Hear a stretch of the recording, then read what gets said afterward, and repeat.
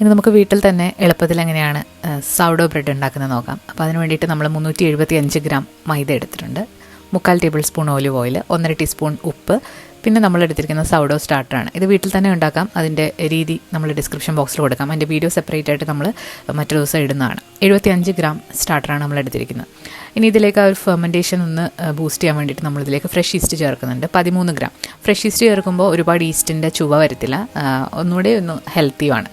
അപ്പം fresh ഈസ്റ്റിലേക്ക് 1 cup തണുത്ത വെള്ളം കൂടെ ഒഴിച്ചിട്ട് നന്നായിട്ടൊന്ന് അലിയിച്ചെടുക്കണം. പെട്ടെന്ന് തന്നെ ഇത് അലിഞ്ഞ് കിട്ടും. സൗഡോ ബ്രെഡ് വളരെ ഹെൽത്തിയാണ്, ലോ ഗ്ലൈസമിക് ഇൻഡെക്സും അതുപോലെ ഗട്ട് ഫ്രണ്ട്ലിയാണ്. അപ്പം സാധാരണ ബ്രെഡിനെക്കാട്ടിലും ഹെൽത്തിയുമാണ്. ഇതിലേക്ക് ഒലിവ് ഓയിൽ ചേർത്ത് കൊടുക്കുന്നുണ്ട്. ഇനി നമ്മൾ പൊടിയും കൂടെ ചേർത്ത് കൊടുത്തിട്ട് നന്നായിട്ടൊന്ന് മിക്സ് ചെയ്യാം. ഇത് നിങ്ങൾക്കൊരു തടിത്തവി വെച്ചിട്ടോ അല്ലാന്നുണ്ടെങ്കിൽ സ്റ്റാൻഡ് മിക്സറിലോ മിക്സ് ചെയ്യാം.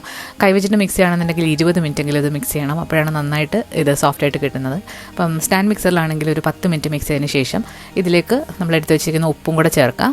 പിന്നെ ഒരു 3 ടേബിൾ സ്പൂൺ പൊടിയും കൂടെ ചേർത്തിട്ട് 1 മിനിറ്റ് ഒന്നുകൂടെ ഒന്ന് മിക്സ് ചെയ്ത് എടുത്തിട്ടുണ്ട്. അപ്പോൾ ഇനി ഇത് നമുക്ക് ഫെർമെൻറ്റ് ചെയ്യാനായിട്ട് മാറ്റി വെക്കാം.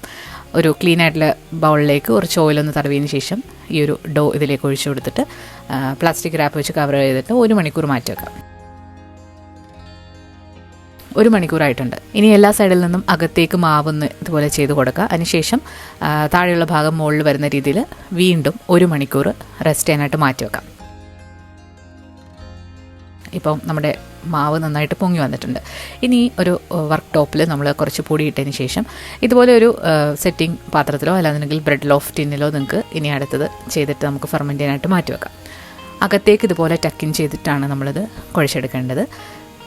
ഇഷ്ടമുള്ള ഷേപ്പിൽ നിങ്ങൾക്ക് ഇതാക്കിയെടുക്കാം. റൗണ്ടായിട്ടോ അല്ലാന്നുണ്ടെങ്കിൽ ലോഫിൻ്റെ ഷേപ്പിലോ നിങ്ങൾക്കിത് ചെയ്തെടുക്കാമെന്നാണ്. നമ്മളിപ്പോൾ ഒരു ബ്രെഡ് ലോഫിൻ്റെ ഷേപ്പിലാണ് ചെയ്തെടുക്കുന്നത്. റൗണ്ടായിട്ട് ചെയ്യുകയാണെന്നുണ്ടെങ്കിൽ ആ ഒരു ട്രെയിൽ വെച്ചിട്ട് നിങ്ങൾക്ക് ബേക്കിംഗ് പേപ്പറിൽ ചെയ്തെടുക്കാം. 1 മണിക്കൂർ വെച്ചിട്ടുണ്ട്. അപ്പോൾ അത് വീണ്ടും ഒന്നുകൂടെ റൈസ് ആയി വന്നിട്ടുണ്ട്. ഇനി ഒരു ബ്ലേഡ് വെച്ചിട്ടൊന്ന് സ്കോർ ചെയ്ത് കൊടുക്കുന്നുണ്ട്. ഇത് അനാവശ്യമായിട്ട് പൊട്ടിപ്പോകാതിരിക്കാൻ വേണ്ടിയിട്ടാണ്. 230 ഡിഗ്രിയിൽ പ്രീഹീറ്റായി കിടക്കുന്ന അവനിൽ വെക്കുക. അതിനുശേഷം ബേക്ക് ചെയ്യുമ്പോൾ 200 ഡിഗ്രിയിൽ ഒരു 30 മിനിറ്റ് ബേക്ക് ചെയ്യാം. ബേക്ക് ചെയ്തിട്ട് ഓയിൽ തടയിട്ട് തണുത്തതിന് ശേഷം കട്ട് ചെയ്തെടുക്കുക.